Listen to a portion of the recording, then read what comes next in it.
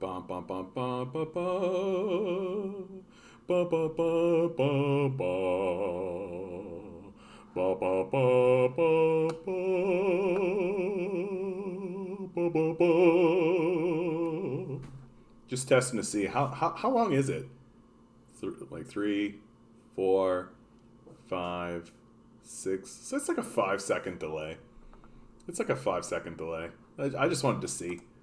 They just have like a 5 second delay built in, I guess. Or, I don't know. I guess it takes the algorithm 5 seconds to like scan your shit or any of that kind of stuff.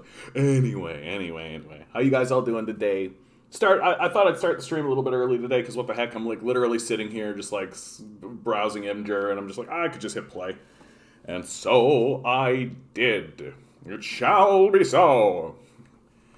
Gotta be straight with you guys. Having a bad day.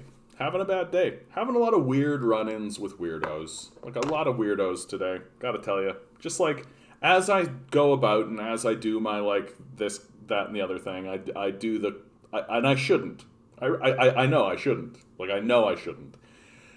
I come across somebody and I just like comment. It's my little on their thing, and I shouldn't. I just straight up. And the nonsense, just like the nonsense that just goes like,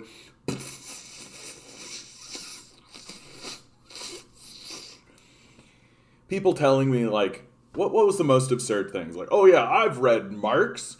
He wants to round everybody up. You're like, oh my god, oh my god. Anyway, so that's been my ridiculous absurd day today. Made a short video today about Christmas and how I think it is complete bullshit. I think that what we are doing for Christmas is nonsense and we should stop. Just stop, right? Like, it sucks because, like, people want to give gifts to one another. It's actually, it's a nice idea, right? The idea of giving gifts and all of this. But under capitalism, right? It's the exploitation that's the problem. That the capitalists are not only exploiting our labor and exploiting our need for food and shelter, but they're also exploiting us emotionally, right? The emotional exploitation of, oh, don't you want to do something nice for the people you like? Don't you want to do that kind of thing? It's like, well, yes, of course I would. Like, of course I would. But that doesn't mean buying your shitty, greasy, slave-made bullshit, right? Like, I just can't bring myself to participate in any regard with any of this kind of stuff. And Christmas is like the apex of it. And now we're getting like, here's this insane nonsense that's coming out of the National Post, published like yesterday, the case for celebrating Capitalism Day and why it will never happen. Like the idea of talking about let's celebrate Capitalism Day, this article coming out like right around the same time that we have like one of our major national holidays. It's really obvious that these capitalists are starting to think about Christmas and how they view it, right? They don't view it like it's, a holy sacred day, right? They don't view it like this period of time is about coming together as family or any of this kind of stuff. They view it as the day they maximize their profits and make the most amount of money from us, right? Like that capitalism day, buddy. And I really am having one of these days where I'm just like, I feel like I'm staring into the void of it and just being like, I said this like several months ago, and I think it's absolutely the truth. The hardest part is the denial. I think that's the hardest part, dealing with it. It's not dealing with people who are being honest and they think that they're right, even if they are like, even if I disagree with them, like those people I can handle because at least they're being honest about not giving a crap about other people, about exploiting other people. Like, and you meet these guys, right? They're out in the world, like they're real. They believe that it's an individual game and we're all in it together, or not we're all in it together, but like that it's all just about eating as much as you possibly can, destroying as much as you possibly can, harvesting as much as you possibly can, the chaos sphere. And those guys are actually great to deal with because you can talk to them fairly straight. And then you can get into some really fundamental conversations about like, well, what is it to be a person? Like, don't you think it's better to actually like organize like collectively? And you get some interesting conversations that way. But the people who are just outright denying what it is and like denying what is real and it isn't in front of them, that's a much more difficult conversation. Like, how do you get a person to understand? Like you see that capitalism is exploiting people, right? And they're like, I don't understand. No, it's a free voluntary system. Like, oh, it's like that, is it? Because like the people who don't deny it, who are like, yeah, no, it's an exploitive system, for sure it is. They'll say things like, it's an exploitive system, but we would rather have this form of exploitation, which is the capitalist exploitation system, than say there's a than the communist form of exploitation, right? And so they respect that capitalism has an exploitive kind of aspect to it, and then they'll compare it to what they think is the communist exploitation, and then you can actually say like, okay, but your perception of this might not be accurate, and then you can get into those conversations. Anyway, this is like a big long-winded way of me saying like, boy, I didn't realize like delusion was going to be the big thing. Really, like growing up and being taught, I was always like, these people seem to know what they're talking about. Hey Mark, how you doing today, bud? Good to see you. John, here's a line on a graph based on a dodgy data that shows 9 people have to starve. That's right. Show 9 million people have to starve. That's right. Yeah.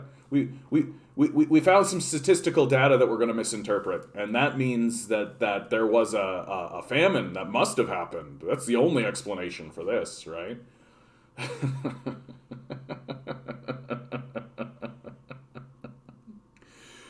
Boy, is that annoying. Like, the fucking... I assume you're alluding to the fucking Great Leap Forward famine narrative. Like, 30 million people died. And, like, the more I think about it, the more I'm just like, where's the refugee crisis? Where are the refugees?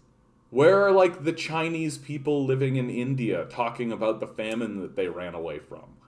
Right? Like, where's the enormous refugee crisis that such an event would have created? Like, that's where the whole thing falls just right apart. Like, the whole thing.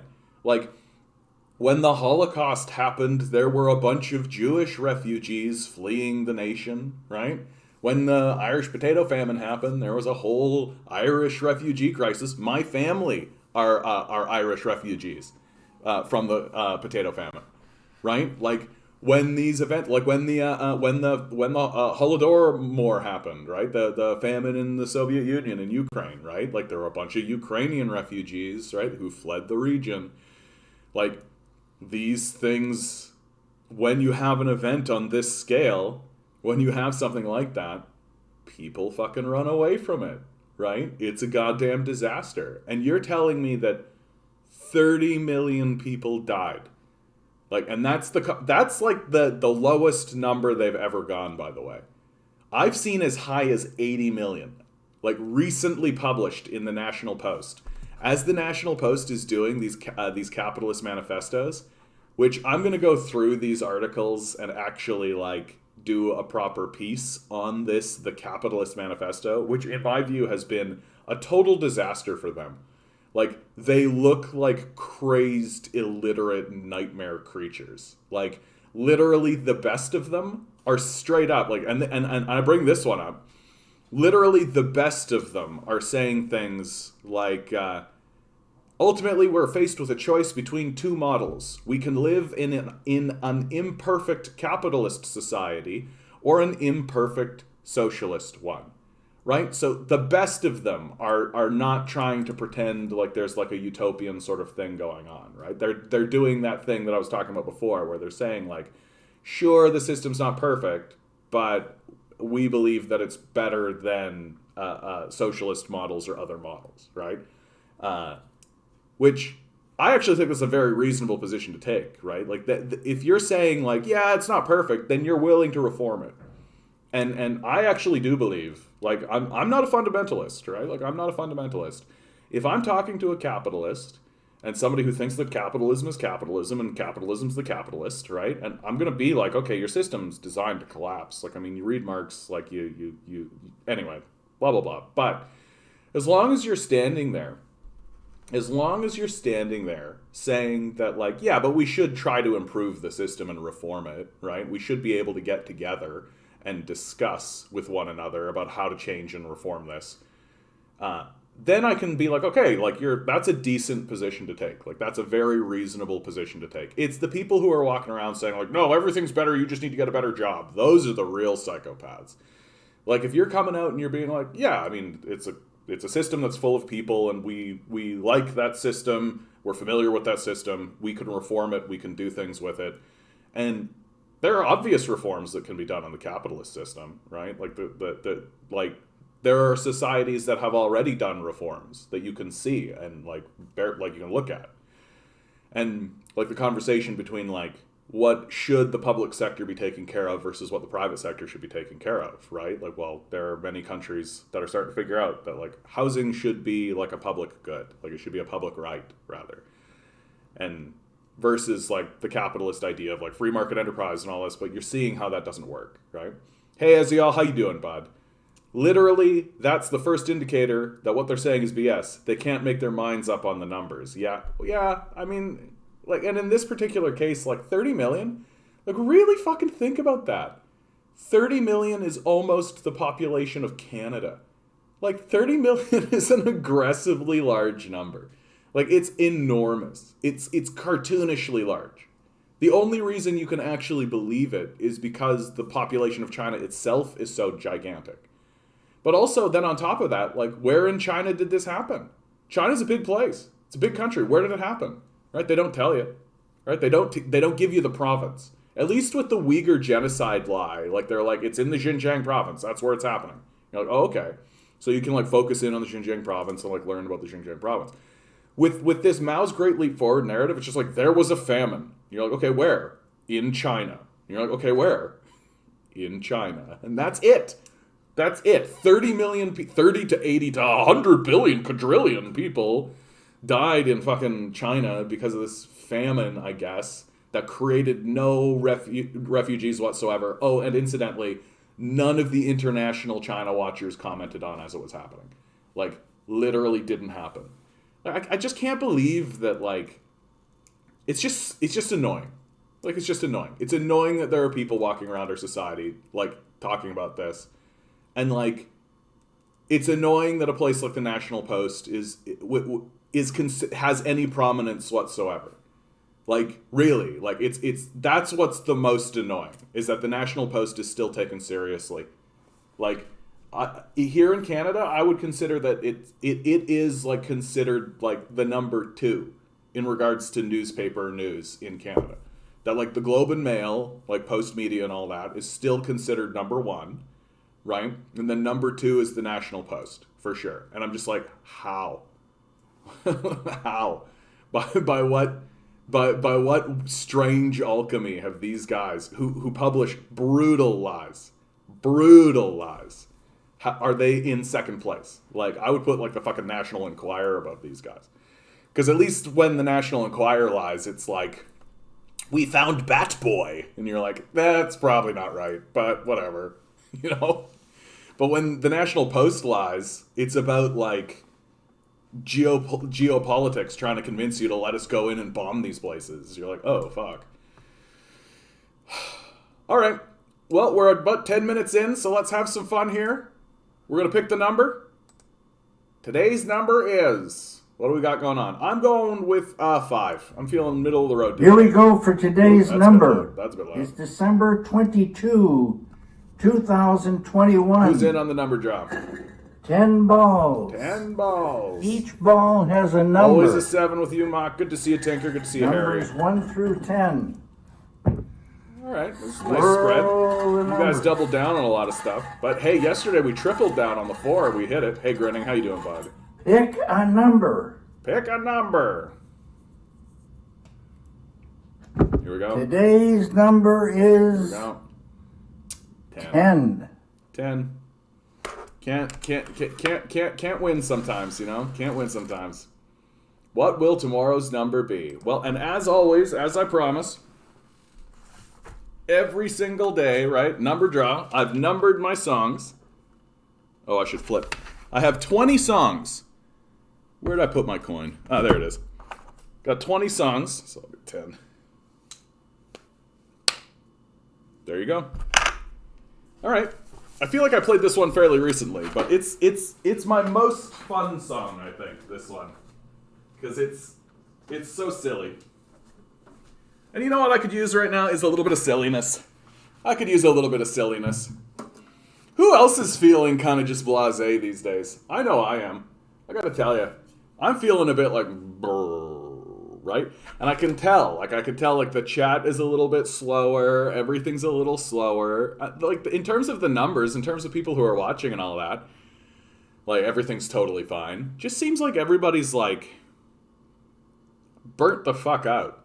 Doesn't it feel like we're all burnt the fuck out? Like everybody's just like, and like we're getting to the end of this year and we're about to leave 2021 and we're gonna get into 2022 and it still kind of feels like we're in 2020.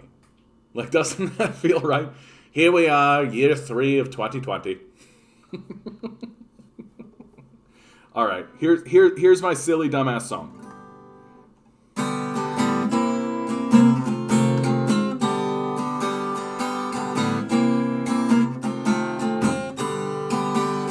I got a secret to tell to you.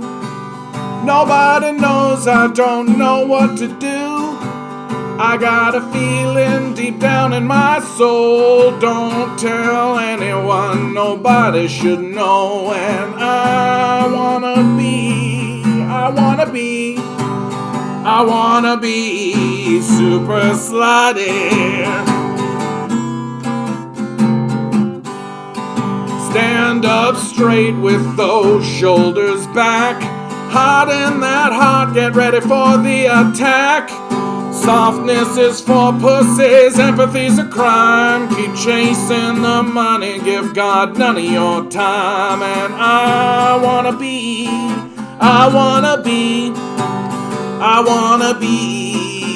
super slutty. Keep us tired, wear out our bones. Plunge the needle deep, don't leave us alone. Kings give up empires for one night of bliss. So why on God's green earth do we put up with this? And I wanna be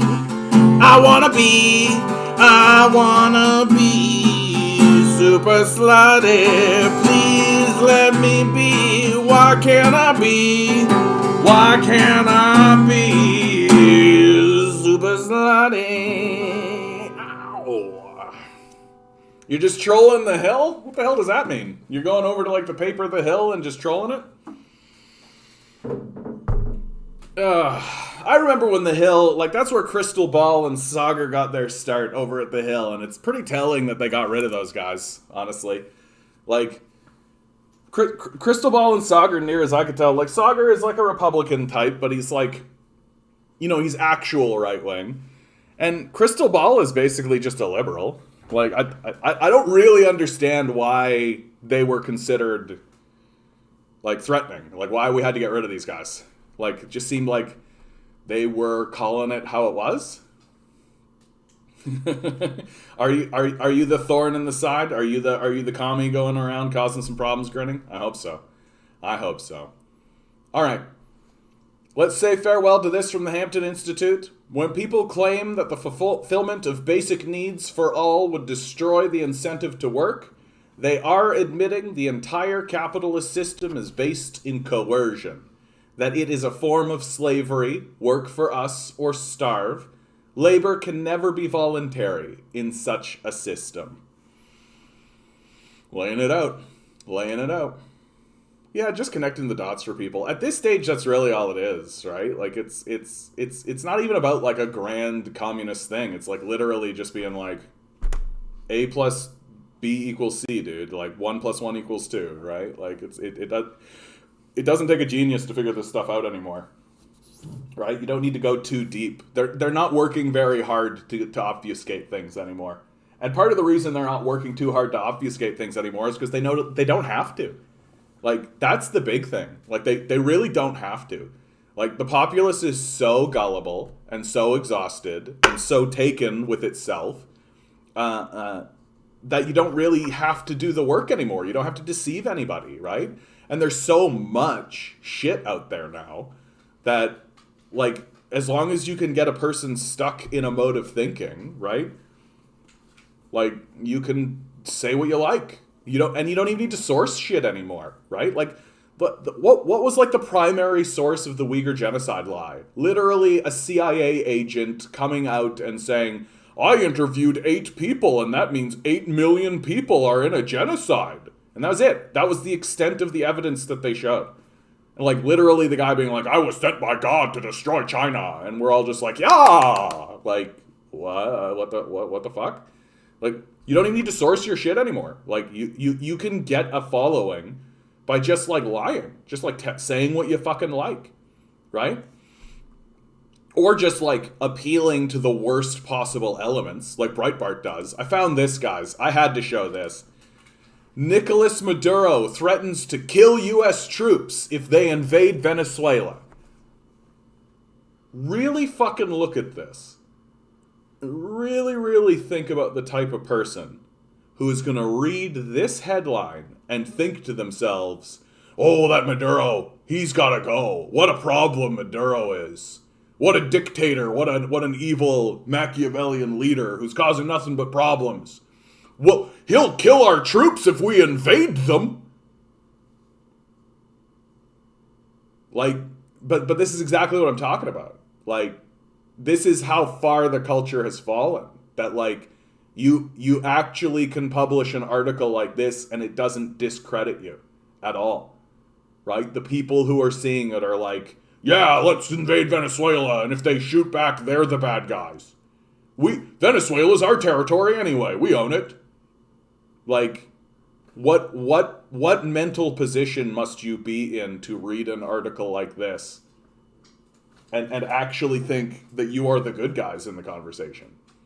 Like, you're not the good guys. You're nowhere even near to the good guys if you are invading other countries under affronted that they're going to kill your citizens. Your username shows up on 4chan and Gab as someone to dox and target. Well, you take your successes where you can get them, eh, Grinning? You take your successes where you can get them.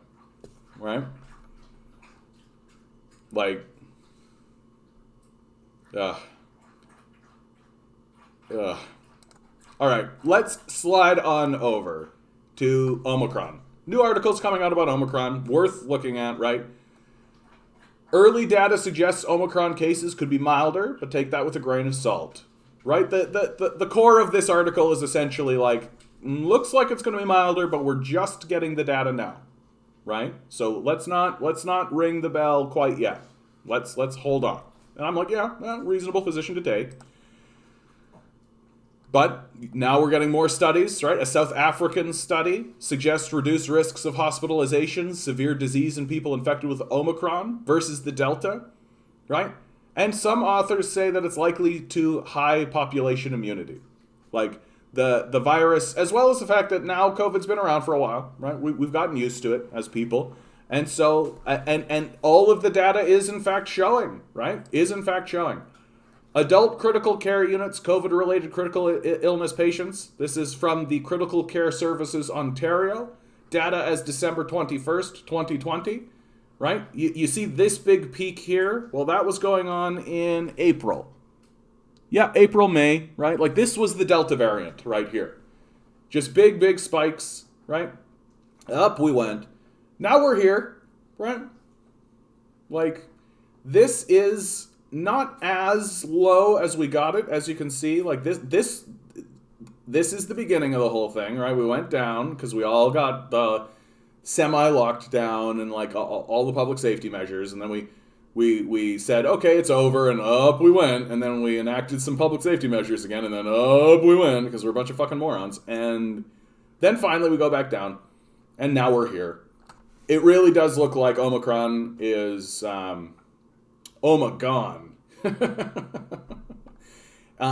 Yeah, not manifesting into the horror story that I think. Hey Ruth, how you doing? Good to see you. And yeah, keep wearing your mask. Keep going around. But the chances of being hospitalized from this thing are extremely low, as low as they have like almost ever been. Like slightly higher, of course, but like we're doing pretty good as a people. We'll see, but I don't think. If you're thinking about going out to see that movie or going out to see that show or going out to just enjoy some time with some friends or something like this, don't let Omicron be the reason why you say no, right? Celebrate your Christmas. Go out, right? Have a Merry Christmas. Have a good time. Do your best. Do your best.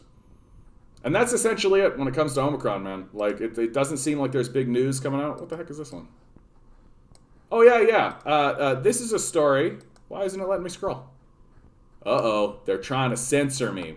Anyway, this is a story. That's very odd, actually. Huh, okay.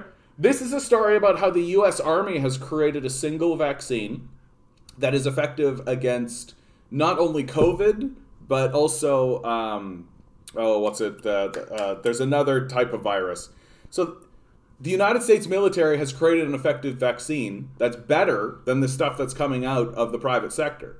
And the reason why I wanted to really focus on this one is because it's like, yeah, here we have a very clear-cut case of a vaccine that is coming out of public-funded projects, right? The United States military is a publicly funded project that is going to be more effective and more widespread, and they're even making the claim that it's going to be more effective against all variants and all forms of COVID.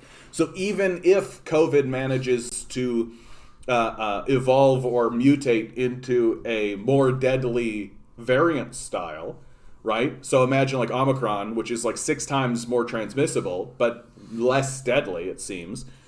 But you imagine if something like popped up that was just as transmissible and 3 times as deadly, right? Well, apparently the United States military has created a vaccine that's going to say, nah, forget it. You're fine, right? It's going to knock it right out. Yep, private sector does most things worse. Overvalued, overpriced, and less effective product. And it's for a very simple and clear-cut reason. You've got to pay for worthless parasites, right? If you've got to pay for worthless parasites that add no value, that do no work, that provide nothing of use, except the idea that they've got a big hoarded pile of gold in the corner, which incidentally they're not interested in spending. They just want the gold to get bigger.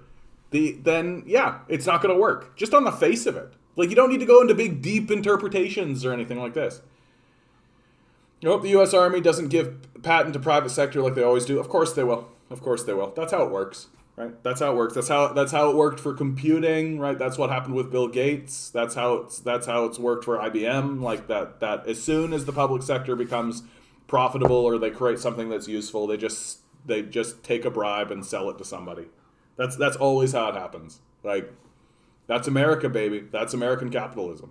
So, without a doubt, that this, and that's kind of the despicable side of it. Like, I'm going to keep apprised of this story and report on it as it happens. But like, we should be sending this. We should be sending this around the globe, right? That. Oh, what are you whining about? You've got all this peanut butter right here. You're just whining because you just are not getting peanut butter, but it's right there. Or is it that you want to get picked up and say hello? Well, then you're going to get picked up.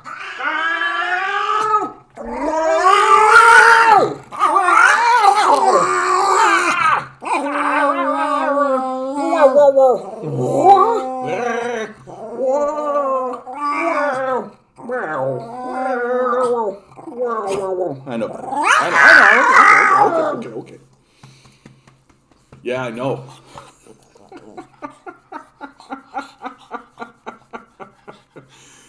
This is steadily becoming like part of the show. Like, let's take a little moment and say hi to Milo, right? And he's like a puppet. Except instead of being like, oh, hey, everybody, he's like,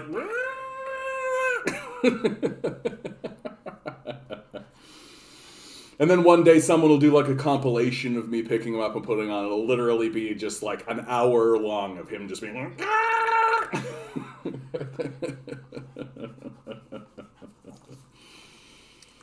Yeah, that needs to be a YouTube short for sure, dude, for sure. And then like someone will take it and like tone it to like he does like different tones sometimes, and it'll turn into like a song. They'll do like the Carol of the Bells, except it'll be Milo being like,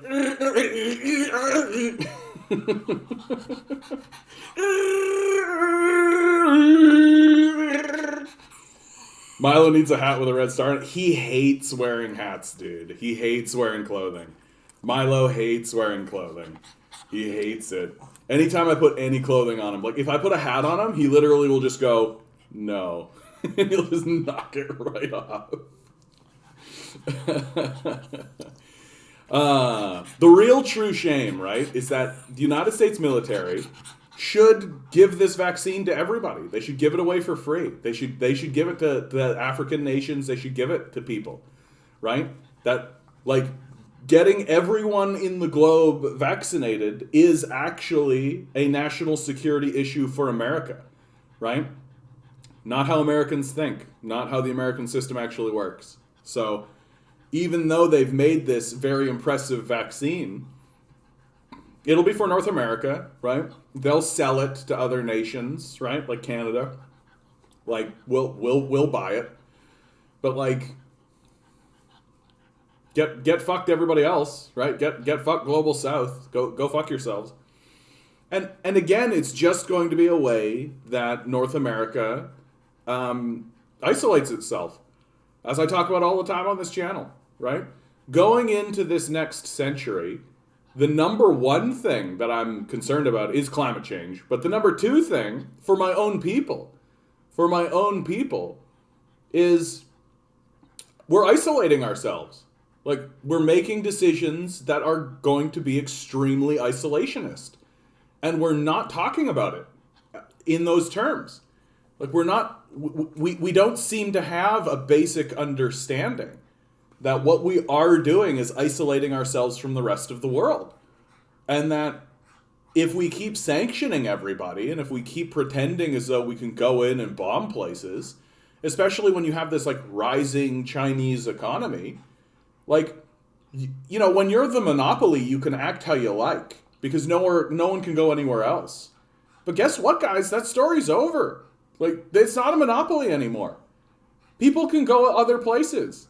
Right? If you want to talk about it in capitalist terms, like with your free market, like you have a competitor now, right? You're not a monopoly anymore. And if you've got a competitor, well, you've got to compete. And guess what? You're not. You're fucking not. You're literally like positioning yourself to be the worst option. You're positioning yourself so that people will look at you and be like, no thanks. Like you're unstable. You're very arrogant. Like the arrogance of North America is got to be the number one thing. But also, like, hey, you literally have dropped bombs on most of us, right? Like literally. Like, who hasn't America invaded, right? Is there a place America has not invaded?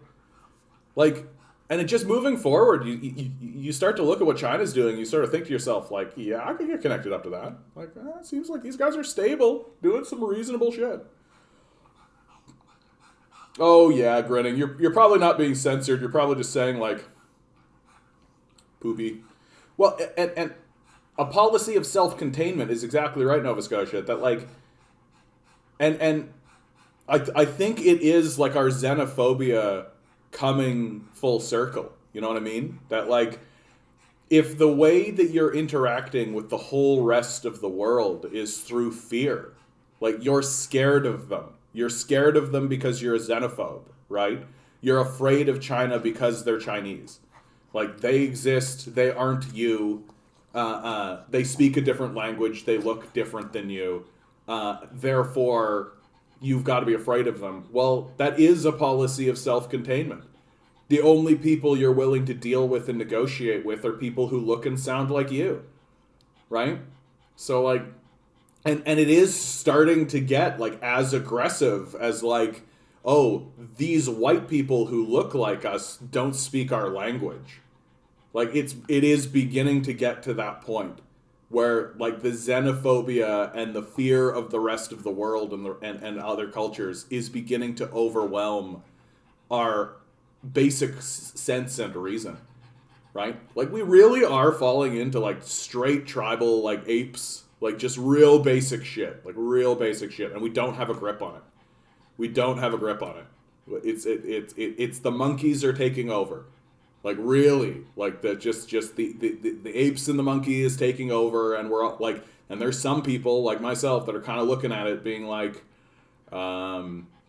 "Hey, can we maybe think about this for a minute?" And everybody is standing up, being like, "Oh, ape! I got ball, big gun. We number one." I'm like, oh, okay. You got a little cougar there? Yeah, he is a little cougar, isn't he just a sweet little guy? Yes, he is the sweetest little guy. Still feeling a little sick.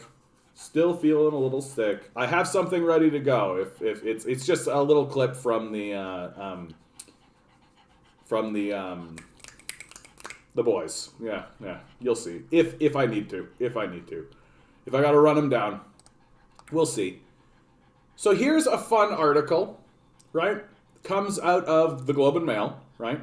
My critique of the Globe and Mail is always the same, which is that they don't report on things, but when they do report on things, they are accurate. So, like, the Globe and Mail is owned by David Thompson, who's the wealthiest Canadian by a wide margin. The strategy of the Globe and Mail is very clearly, like, don't report on things that reveal flaws in the capitalist death cult. But when we have to report on things because they become too large and aggressive to ignore, you have to report completely accurately. So they're guilty of the lie of omission often, but when they actually start reporting, they're thorough and correct. So as far as I'm concerned, like the Globe and Mail, like owned by the billionaire, but he's not lying to you the way that the National Post will. Like the Globe and Mail isn't publishing people who are saying like 30 million people and Mao dead, right? They're like, really? I don't think so, bud. I haven't done much looking into Chile's election yet. Any thoughts? I look forward to reporting on the CIA coup. That's all. That like, it's yet another stab into neoliberal capitalism, right? Neoliberalism begins in Chile, right? And the people who are electing this guy are saying neoliberalism was born in Chile, it dies in Chile, right? Like they seem quite in love with that idea, and the symbolic nature of the victory can't be overstated, right? That literally the guy that was running, that got defeated, was like a Pinochet level fascist whose father was a Nazi collaborator, right? Like pretty important symbolic victory for the Chilean people. I showed yesterday a video of like literally everybody on the streets of Chile singing like a revolutionary song together as one. As far as the Chilean people are concerned, it's a new chapter for sure. Like it's undeniable. It's a new chapter in their life. But let's not bullshit ourselves, right? The CIA exists to foment coups. It exists. It's done it in the region recently, like very recently. Like we remember the coup that happened in Bolivia. Like it's and Bolivia's like right next door. Like it's in that region. So like, let's not fucking bullshit ourselves, right? The CIA is very interested and always has been interested in fomenting coup, assassinating people, right? Military invasions, all this kind of stuff.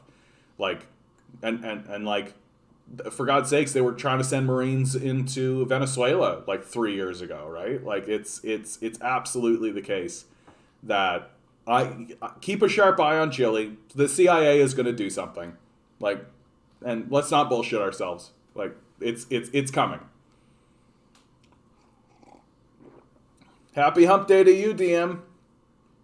Hello, fellow commie comrades. Not feeling the Christmas spirit this year. Too much depressing news.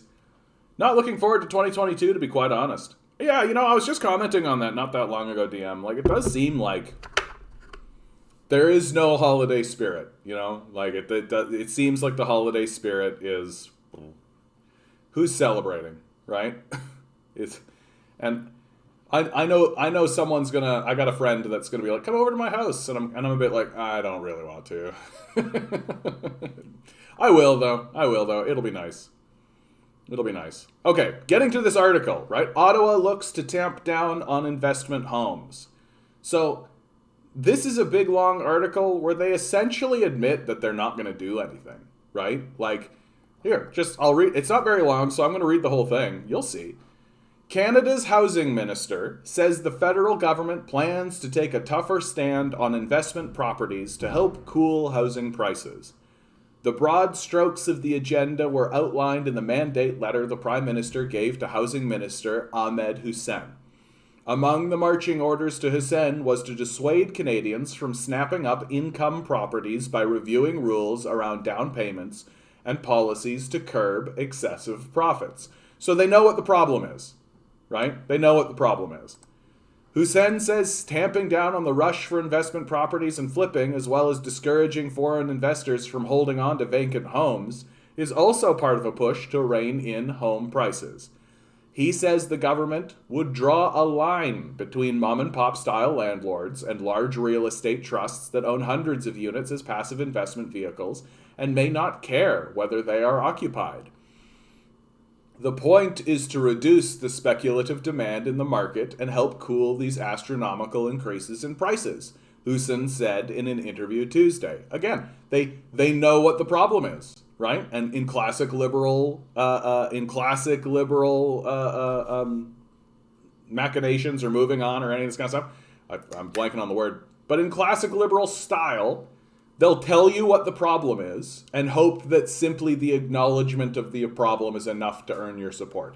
Oh, they know what the problem is. They'll find a solution. Ha ha! The Canadian Real Estate Association projected in a report this month that the national average home price will have risen by 21.2% year over year to $687,500 by the end of 2020. Outrageous. The high cost of housing, particularly in major urban centers like Toronto and Vancouver, drove political parties to promise multiple measures to address housing affordability concerns. The government's economic update last week included a 1% tax on foreign-owned vacant homes, which the Finance Department estimates will bring in $200 million in the 2022-2023 fiscal year. That's bullshit. Like a 1% tax, they'll just pay it. We're talking about billionaires here.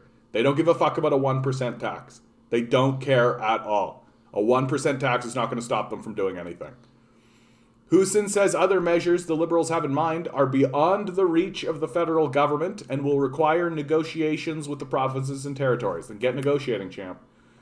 Among these are a promised ban on blind bidding, when sellers opt not to reveal the details of competing bids, or the right to a home inspection prior to purchase. None of these things are going to matter. Like, we're talking about billionaires here, guys. Hussein is familiar with such negotiations, having been part of the federal push to sign childcare deals with the provinces before getting a new ministerial mandate after the September 20th election. But he is equally no stranger to going around provinces directly to municipalities with funding. Oh, so he's done it before. Why aren't you doing it now? Like, why are they not declaring homelessness a crisis and then using the powers that the federal government has to deal with crisis in order to transfer houses from people who have 1,000 houses to people who have no houses, right? It would actually be as easy as this. Like, I really need to make this clear. It would be this easy to solve this problem. You could open up an office. In fact, you don't even need to open up an office, right? There's Service Canada, right? Walk into a Service Canada, take one of the booths, one of the little tellers, right? And be like, hey, little teller man, people are going to walk in the door of Service Canada. They're going to walk over to you, and they're going to be like, hello, I do not have a house. I do not have a home. I cannot get housing. I have no house. And you are going to go, oh dear, what a terrible problem for you, person with no house. Please fill out this form, and then I will turn to one of the many people who exist in Canada who have 1,000 houses that they're just sitting on. And I will say, hello, person with 1,000 houses. You are going to give one of your houses to the person with no house. We are going to transfer the deed over to them. And the person with 1,000 houses is going to go about it. And then the person who is the teller man is going to go, stop crying, whiny baby. Too bad for you. And then the person who has no house will have a house. And it literally would be that easy. Like, literally. Like, move him in. Send him over. Right? It's his property now. Get completely fucked. But John, won't this create a problem in the rental market? Couldn't renters just walk into the establishment and say, I don't have a house? That's correct. And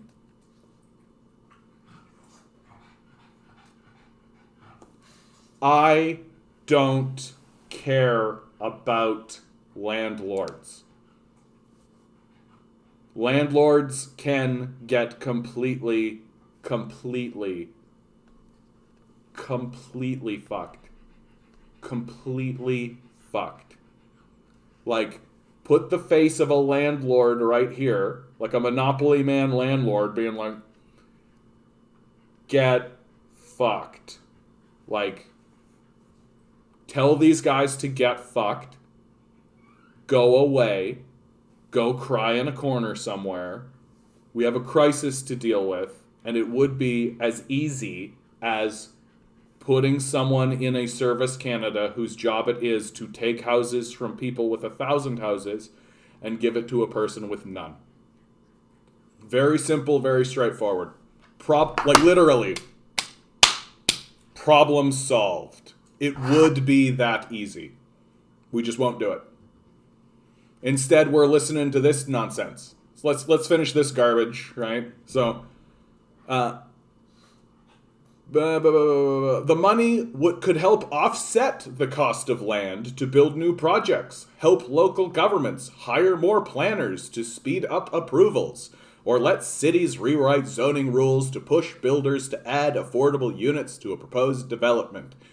If cities don't want to go along with the government's plan and give it into not in my backyard sentiment, Husin says they won't have a chance to apply for the cash. There has to be a national conversation, I believe, to overcome sometimes what I think is unreasonable opposition to affordable housing in neighborhoods, Husin said.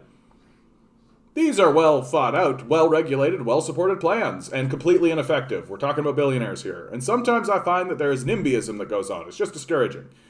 Husin says he'll look for feedback on the government's plan when he speaks with provinces, cities, and housing providers at a summit earlier next year. Here's my feedback. All of your policies will fail. They are stupid. They will not work. At best, they will be a way to get a little bit of money away from the billionaire class into the government, which doesn't matter because the government gives money to the billionaire class regularly for free anyway. So literally, you're just going to tax the billionaires to give the billionaires their own money back again, right? Like that's exactly what's going to happen. And ultimately, we're dealing with billionaires, right? You could put a tax on this at 100% and they'd still do it. Like, do you not understand? Like, do you not get that, like, these billionaires are not going to stop doing this if you simply tax them? They have billions of dollars. They genuinely do not care. Like, 0% giving of a fuck. The house could cost $2 million. The house could cost $10 million. They would still do it. Unless you're going to make the price of the house $100 million, then they would start going like, and even then some of them will still do it. Why? Because they don't have anything else to buy. They've run out of stuff to buy. Like, at this point, you've got to say of these politicians that they are being intentionally obtuse. They are doing everything they can to acknowledge the problem while creating a series of solutions that are guaranteed to fail. And it's this classic liberal grift of do things just for the sake of doing them, to pretend as though we're addressing the issue when we're not. Right? It's fussy, busy work. That's all it is. Right? To try to convince gullible rubes who don't know any better. Oh, well, they're doing stuff. Well, they're doing stuff, so it's got to be meaningful, right? It's snowing outside, beautiful snow. I'm dreaming of a white Christmas, just like the ones I used to know. What did Mao actually do to fix the landlord issues? He literally, banned the shit out of them. The Chinese people have actually created propaganda where they celebrate the peasants arresting landlords and taking them off and shooting them. That's what Mao did. Straight up. Mao was anti-landlord. He saw these guys as parasitic demons. They were not a mom being oh, well, I've got an extra room and I suppose I'll rent it out. He understood that these guys were fucking parasites. Psychopathic parasites. And when he declared that everybody should have housing and everybody should have this, peasants would go to the landlord's house and take them out and shoot them. And Mao would be cool. And you know what? Cool. That's where I'm at. If that started happening here, I'd be great. Fuck these guys. Fuck these guys enormously. They're whinging and crying as there are people literally starving and dying in the street. And then our solution is to throw cops at them. Literally spending $20,000 per homeless person in order to chase them out of the parks. When you could have taken that $20,000 and just given it to the homeless person.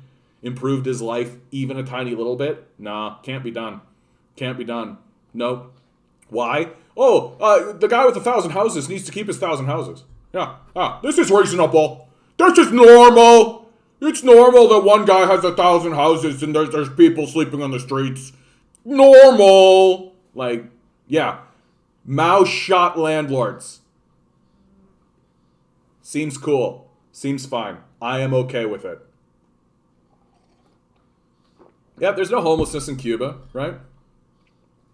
John Tory ran away last summer when eviction protesters confronted his public speech downtown. Yeah, Tory has just revealed himself as a complete fraud, right?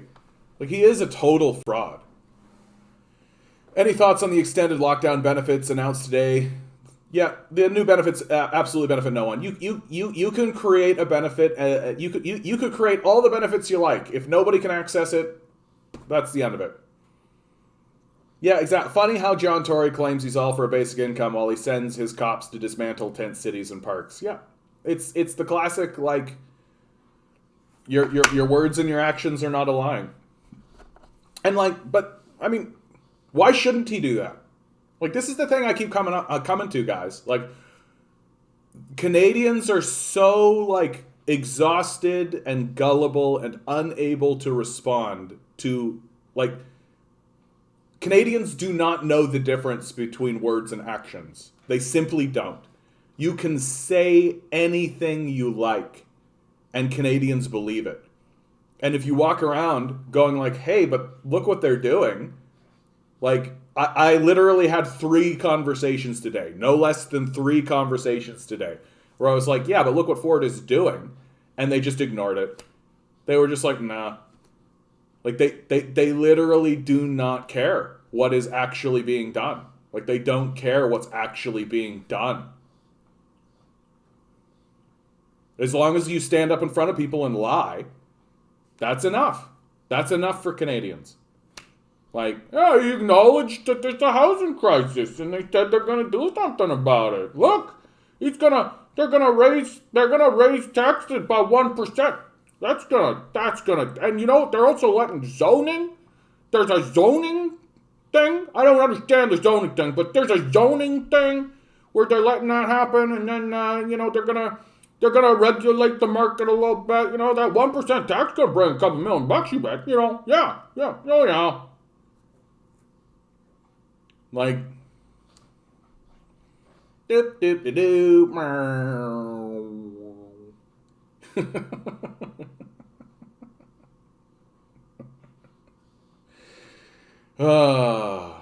I actually really love being that guy. Can I tell you? Like that's the deep thing. Like if I take my glasses off, especially, and I be that guy, this guy here, talking like this all the time. Oh, you know the Doug Ford. I really like Doug Ford. You know, man, the people. You got the bucket beer thing. Yeah, it was great. I went and got some of that bucket beer. Yeah, it wasn't very good, but you know, bucket beer. Huh. He's actually really fun. Being that guy's really fun. I understand why people keep doing it. Because it's a lot of fun. It's a lot harder to not be that guy, honestly. Yeah. So, a story that's starting to gain a lot more traction throughout the United States. Let's see if I've got the picture here. I had a great picture. Come on. Come on, John. I'm the greatest. Come on. Yeah, here we go. Fuck you. Pay us. Cancel student debt. Right? This was a light that they shone up on the side of the San Francisco Federal Building. Right? Breaking. Biden administration extends pause on student loan payments until May 1st as Omicron surge hits U.S. So they're extending the pause on student loan payments until May 1st, when really what they should be doing is forgiving student debt. Like, student debt should be gone. It should have never been a thing in the first place, right? It really genuinely should have never been a thing in the first place. The idea that the best way to organize your society and to grow your economy and to build a functioning society full of young, educated professionals is to plunge them all into debt is childish. It's bananas to think about how stupid an idea this is. Like, and the more you think about it, the stupider it gets, right? Like, even if it's completely successful, right? Even if every single student goes and gets a high-paying job working in their field, right? You're still holding them back and thereby holding your economy back by the period of time it takes them to pay that loan off, right? And inevitably, they end up doing shitty things that nobody should do because they've got this loan to pay, right? It's literally every young professional I know, doctor, lawyer, engineer, right? They're forced to work for people they wouldn't have worked for in the first place because they've got this enormous loan that they've got to pay off. And those are the ones that it worked for. You know, you've got the 30% of students that literally just have never gotten a job, especially as the economy has completely shifted, right? Like, think about somebody who was going to university in 1998, right? Well, what percentage chance do you think it was that the internet would just completely obliterate their entire field? Right? Like, the internet has been this, like, enormous upheaval. And we have people who literally are never going to pay that student debt off. It's just not going to happen. And even more, like, despicably, right? There's interest that builds up on the loan. And so you have people who are actually paying their student loans but who can never pay enough to chew away at the principal.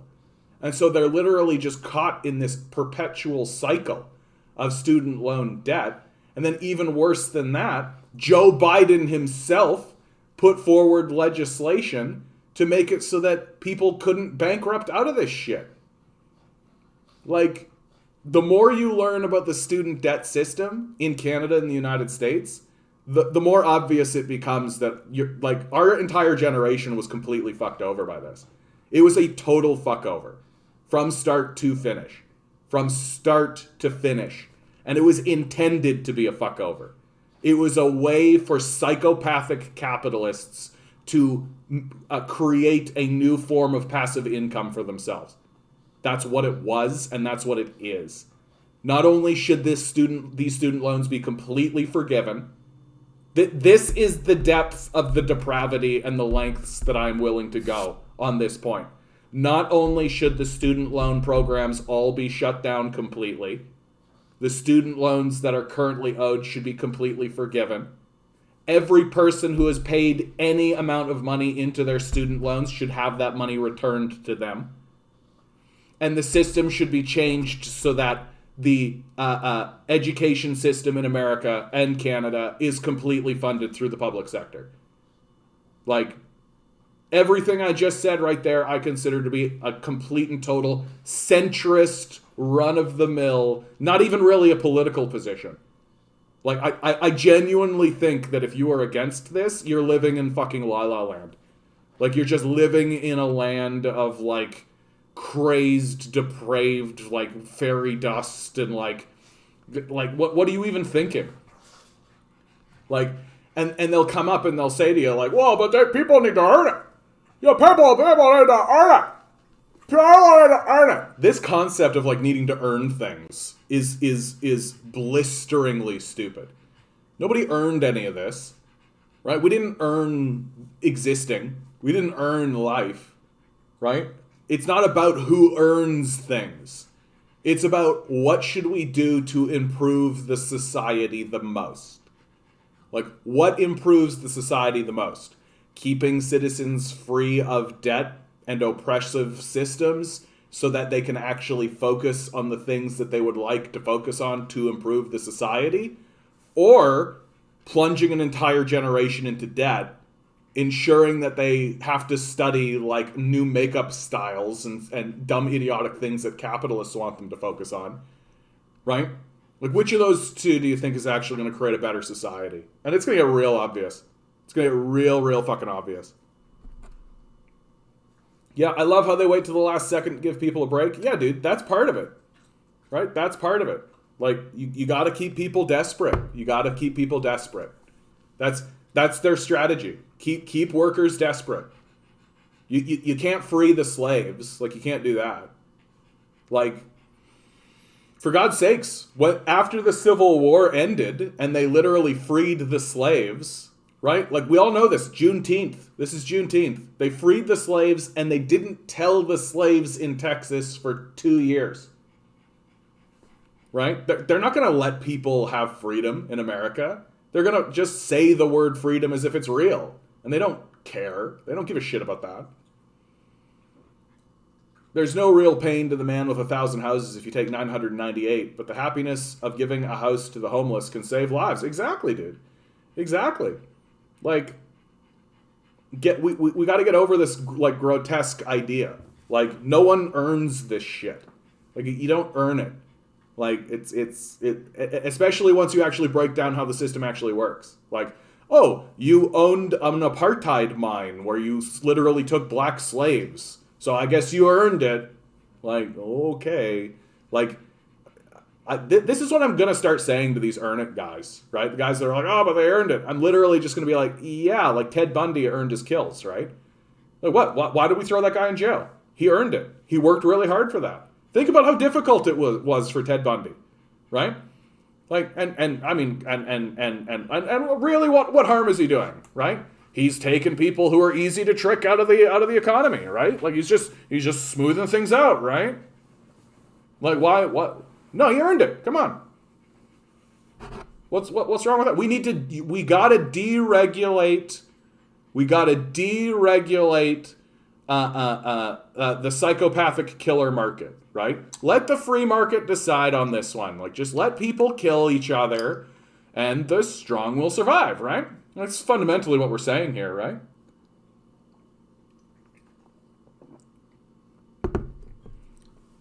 Oh yeah, I saw that clip onward. Did you see that clip going around of Vosh saying he hopes Assange is tortured to death in a CIA black site just to trigger people he hates? This is what I'm talking about onward. Like, Vosh is just a shock jock, right? Like he doesn't genuinely believe that. He probably doesn't even know who Assange is, honestly. Like, all he probably knows about Assange is that he's like a story that leftists talk about. That's it. Like, Vosh isn't very literate. Like, he doesn't actually know much about anything. He's just kind of a shock jock. And, like, my view of Vosh is very simple. He was just early day internet, right? Like, he showed up and he was the first guy to push his chips on like, the YouTube model. And he's essentially a shock jock. He just says that, like, the reason why he says that is so that we will have this conversation, right? There's no such thing as bad press. Like, this is Howard Stern's model, right? This is the Howard Stern model. Howard Stern was acutely aware that half of the people who listened to him hated him, right? He knew it. He was acutely aware of it. But they listened to him anyway. And that's all that mattered. That's all that mattered. And Vosh is doing the exact same thing, right? And it's like, I don't know. I'm not disgusted by it. Like, it's like those kinds of commentators and those kinds of people are always going to exist, right? Because people love it. Like, people love it. Like, what's this crazy loony gonna say next? Right? We love it as a people. And Vosh is no different. That's just who he is. Yeah, exactly, right? You hadn't thought about Vosh for months until you saw that. Exactly. So it fucking worked. It worked perfectly, right? That clip has spread around the internet, and then it stopped for a bit, and then it spread around again, and we're still talking about it. Completely worked for him. Completely worked for him. And if you actually watch the clip and you actually watch afterwards, right? He's extremely aware what he's done. He knew exactly what he was doing. So, like, again, like, you wouldn't go to Howard Stern to learn anything, right? Like, you don't go to Howard Stern to learn things, right? You go to Howard Stern because he's kind of a kooky, weird, like, what's he going to say next? His perspective on the world is a bit skewed, a little off-kilter, right? And he does interesting interviews with people and has interesting conversations with people, right? But you're not going to Howard Stern to, like, learn anything legitimate about what's going on in the world, right? Not really, right? And it's the same with Vosh. That's it.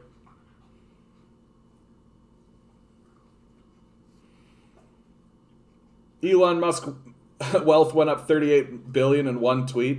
How did he earn it? Yeah, exactly. No, I mean, like, once you attain a certain amount of wealth, like, it's not you that's earning it, right? And they don't like to talk about that. They don't like to talk about, like, this is why, like, the National Post is literally still in the middle of this Capitalist Manifesto thing. They're still in the middle of talking about this Capitalist Manifesto, and they refuse to talk about labor. They refuse to talk about labor, right? This is why Adam Smith is actually still worth reading, right? I'm actually in the middle of going through Adam Smith's Wealth of Nation right now, kicked off by the Capitalist Manifesto. And what really takes me by Adam Smith, like, Adam Smith was a capitalist in the early days of capitalism, before they were calling it capitalism even, right? And he was very upfront. He was just very honest about how things worked and how, like, capitalists made their money and how you get, like, he very specifically was just like, yeah, you make money from profits off a deal, wages. That's a good way you can make money from wages, or renting, right? And he very cleanly explained what these things were without being a dick about it, like, without being a jerk about it. Like, Smith, in my estimation, is one of these guys who, like, he himself seems like a normal person. Just like a normal dude, really. Like, I don't think he looked at laborers and thought, dingy laborers, right? Like, I think he was just a man in the world, existing in the world as he existed and trying to make sense of it, and wrote a document that was of merit and interesting, right? And it's extremely telling that as they're writing the Capitalist Manifesto, they just cannot talk about labor. They can't talk about labor. And they can't... yeah, I know, Capitalism Day, right? Like, fuck. This came out yesterday, too. So what do you think they're doing? We should call Christmas Capitalism Day. We should just call Christmas Capitalism Day, you guys. The article itself is actually interesting, honestly. Like, it's definitely the capitalist perspective, but it's not the classic sort of... although it does say things like this. Poverty and inequality have been features of all societies, capitalist and non-capitalist alike. You sure about that one? You sure about that? Okay. And even though capitalist societies have much less poverty, the poor will always be with us. Like this inevitability of it, right? Just accepting that there will be these people in the society. Oh, okay. Because there's no societies on the planet today that have eliminated homelessness. Like, that doesn't exist. Okay, whatever you say, bud. High-grade lithium mineralization found in my province. Please don't tell Elon Musk. Yeah, he'll coup you. He'll coup you. Have a good one, Grinning. Woodworking. That's fun. Woodworking is one of those things that I, think that I would like to do, and then I'm just like, nah. It's mainly just, a smell thing, you know? I really like the smell of wood. Yeah. The idea of, carving some wood and then, the smell of it. Anyway, yeah, I know, Capitalism Day. Brutal. Said that black nationalists trying to preserve their culture that was systematically eradicated was the same as white nationalism. Yeah, exactly. How dare they fight back? Most imperial arguments do boil down to that, by the way. I really learned that as I was studying Sam Harris, right? Way back when the New Atheists were around, and the New Atheist movement was a thing. Sam Harris, all of his arguments really did boil down to how dare they fight back. And I would just find myself, I'd read, he'd come out with a new article and I would read it and I'd literally be like, how dare they fight back? And Hitchens wasn't much different. Dawkins certainly wasn't any different, right? They would consistently critique countries we were invading and literally say, how dare they fight back? And it's just this position of extreme white supremacy that if people stand up and fight for their own culture that we're systematically attempting to eradicate, that's the same. How dare they fight back? Just keep that one in your pocket. Whip that one out on people all the time. I do. How dare they fight back? Right? And no one has a response to it. That's what makes it the most fun thing to say. How dare they fight back? And you just end up with what do you mean? And then if they say what do you mean? You're just well, we're literally invading them, dude. And once you say these things for what they are, yeah, we're literally invading them. Harris's critique of the Muslim world, such that it existed, some of the most cartoonishly racist statements that have ever been put on a page have come out of Sam Harris. And you're just yeah, how dare they fight back? We're literally invading them. We're literally going in and bombing the shit out of them. What do you think? What do you think? How dare they fight back?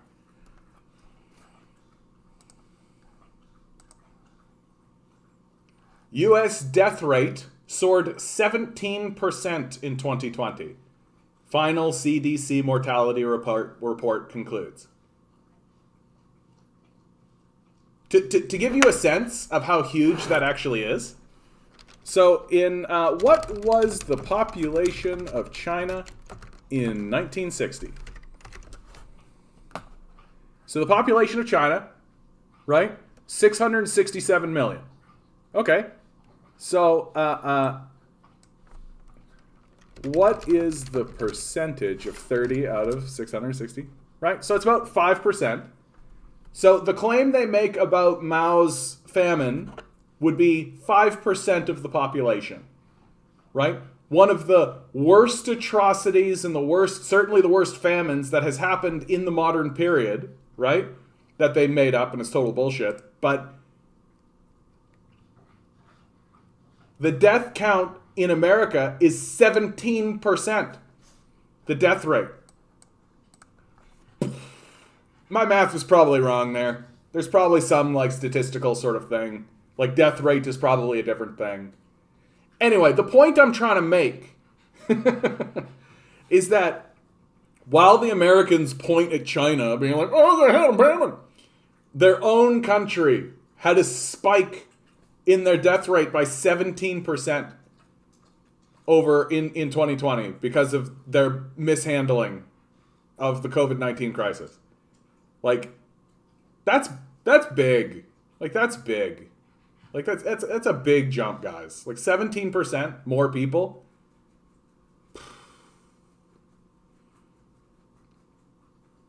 Like, we're not taking the time to actually grieve this. You know?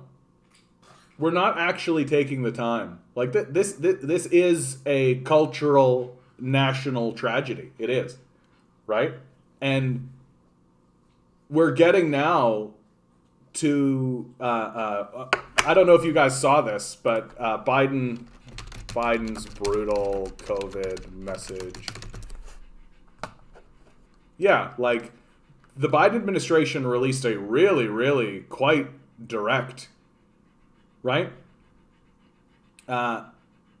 What just happened? Whoop. This is my fourth straight. Go away.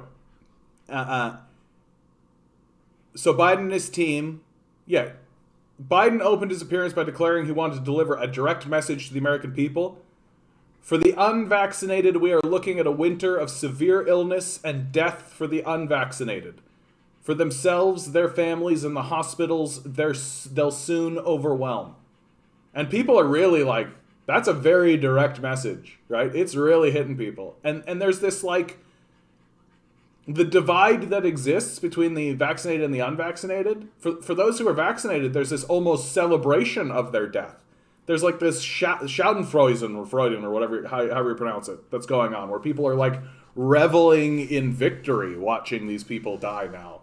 And it's not allowing us to actually be honest about like, this is a catastrophe. Like, this is a catastrophe that, like, we should have a national day of mourning. Like, there should be something serious. There should be something serious that's actually taken. And we should actually commemorate this as a people, right? To come together and actually look at the event and annually, like, pick this day, commemorate the event on this day for the people who we lost, for all of that kind of stuff. Because I feel like the COVID experience has warranted it, right? That we need something to have like a national day of mourning, or at least a national day of recognition, right? And of course, what, you know, if such a thing were to occur, we would still fall into myth and bullshit about it. But at least we are doing it, right? At least we're doing it, and I think we should. Like, I think we should. Like, there's got. Are we seriously just going to exit this period, this COVID period, and just be like, it's over and that's it, and just forget about it? Are we seriously going to do that? Are we genuinely and honestly just going to walk out of it and just be like, oh well, what can you do, right? COVID, right? That's how the cookie crumbles, right? And then just try to forget about it? I don't think we should. I genuinely don't think we should. I think we should have a national holiday about it. We should pick a day, like Remembrance Day, right? Like this kind of thing, because it's been an important cultural moment, right? I know for myself, and I'm hearing this get talked about more and more and more. that COVID has been very revealing. That for lots and lots of people, it has broken down a lot of the illusions that we had about one another, right? That like lots of people are starting to accept that like, oh yeah, like there's a lot of shitty people in my country, man. Like there's a lot of shitty people in my country. Like, and it's not just like a disagreement on how resources should be distributed or something. Like there are genuinely people who are fine if other citizens go off and die. Like they exist in my country and they vote conservative mainly. Like it's been a very eye-opening experience, right? Like if you're under the age of 30, like look it's tough to conclude that like, oh yeah, like Jesus Christ, like there are terrifying people in my communities. I heard 1 out of every 100 people over 65 have died. Yeah, that's huge. Like that's huge. That's people's parents, right? Like that's people's loved ones. You know, and while we know that like death is inevitable, right? We know that death is inevitable, and we know we're all facing towards it. Like to have it be so egregiously and aggressively thrust upon us through a environmental catastrophe, it's harrowing, right? It's a harrowing thing. Prepare to die. The winter of death is at hand. Let the black November winds blow. Your essential cinders will be returned to the earth. Ooh, yeah, that's getting real. That's like heavy metal shit, dude. Maybe the system failed those people. The reactionary stuff they thought came from somewhere. Yeah. And DM, I'm not ignoring what you're saying, just finding the right time for it. The Capitalist Manifesto piece is nothing more than government propaganda instigated by the neoliberal grift in Ottawa to influence the fickle Canadian populace into voting conservative and liberal. But you know what, DM? I think it's actually more than that. Like, I'm not saying you're inaccurate. That is correct, everything you just said there. But I think it's actually a little bit bigger. Because there is, on the lead up to the American Civil War, right, the big complaint that came out of the abolitionists was that the pro-slavers were not actually creating an argument for the justification of slavery. They weren't trying to even justify it. They were just doing it. And so the slavers came out with a document, or a series of documents which have been collected, called Cotton is King, right? It's Cotton is King and pro-slavery arguments. In it include things like slavery is fine because we're making so much money from it. Slavery is fine because black people are inferior to us. Slavery is fine because God says slavery is fine.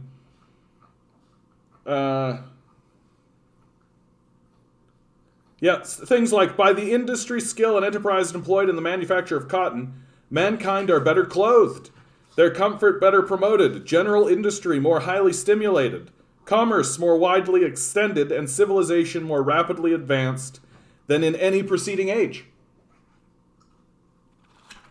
So slavery is good, right? And ultimately what happens when these guys write these documents and put them forward is that they hang themselves, right? They hang themselves. That it doesn't have the effect that the pro-slavers think it's going to have. Where suddenly they're going to, we're going to fight back and push back against the abolitionists and show the world that slavery is actually good. And instead it actually shows everybody, these guys are psychos. Like, these guys are fucking total psychos. And the Capitalist Manifesto is having the same impact, in my view. That all you got to do is read these articles, and not all of them. Like, this one by Matt Buffton is actually, like, not as egregious. But, like, if you read them, there's some genuine psychos in this group. Like, there are people who are outright completely psychopathic. And to read it as a collective to read them, like if you take all of the articles and if you were to put them in a collection like this, right? What you would see is a group of total deluded, illiterate, liars, grifters, and psychopaths who don't even understand the system that they're attempting to defend. This idea of the Capitalist Manifesto is going to blow back on these guys, right? Just like Cotton is King blew back on the slavers. It didn't work. It was a failure.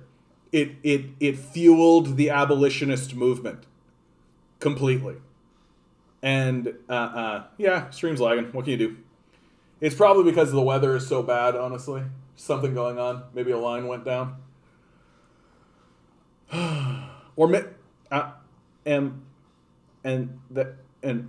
if we want to don't